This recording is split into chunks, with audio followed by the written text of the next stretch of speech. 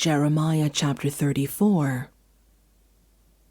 While Nebuchadnezzar, king of Babylon, and all his army, and all the kingdoms and peoples in the empire he ruled, were fighting against Jerusalem and all its surrounding towns, this word came to Jeremiah from the Lord. This is what the Lord, the God of Israel, says. Go to Zedekiah, king of Judah, and tell him, this is what the Lord says. I am about to give this city into the hands of the king of Babylon, and he will burn it down.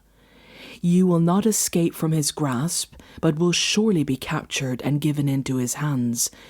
You will see the king of Babylon with your own eyes, and he will speak with you face to face, and you will go to Babylon. Yet hear the Lord's promise for you, Zedekiah, king of Judah. This is what the Lord says concerning you. You will not die by the sword. You will die peacefully. As people made a funeral fire in honor of your predecessors, the kings who ruled before you, so they will make a fire in your honor and lament. Alas, Master! I myself make this promise, declares the Lord.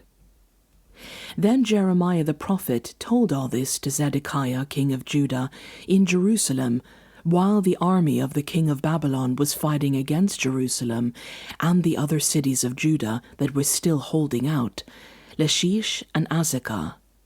These were the only fortified cities left in Judah. The word came to Jeremiah from the Lord after King Zedekiah had made a covenant with all the people in Jerusalem to proclaim freedom for the slaves. Everyone was to free their Hebrew slaves, both male and female. No one was to hold a fellow Hebrew in bondage.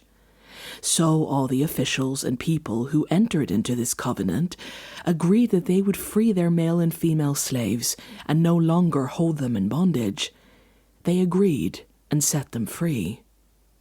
But afterward, they changed their minds and took back the slaves they had freed and enslaved them again.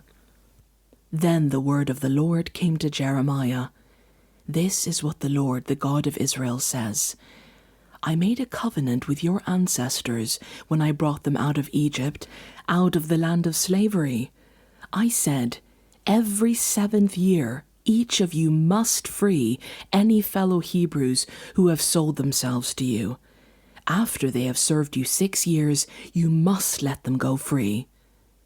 Your ancestors, however, did not listen to me or pay attention to me. Recently you repented and did what is right in my sight. Each of you proclaimed freedom to your own people. You even made a covenant before me in the house that bears my name. But now you have turned around and profaned my name. Each of you has taken back the male and female slaves you had set free to go where they wished. You have forced them to become your slaves again. Therefore, this is what the Lord says. You have not obeyed me. You have not proclaimed freedom to your own people. So now I proclaim freedom for you, declares the Lord.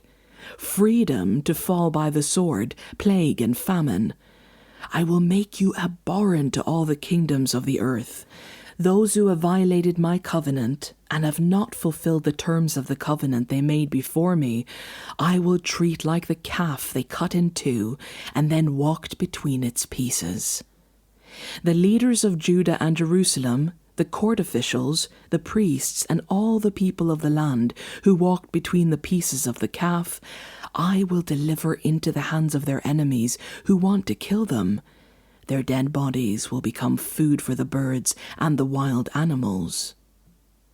I will deliver Zedekiah, king of Judah, and his officials into the hands of their enemies who want to kill them, to the army of the king of Babylon, which has withdrawn from you. I am going to give the order, declares the Lord, and I will bring them back to this city.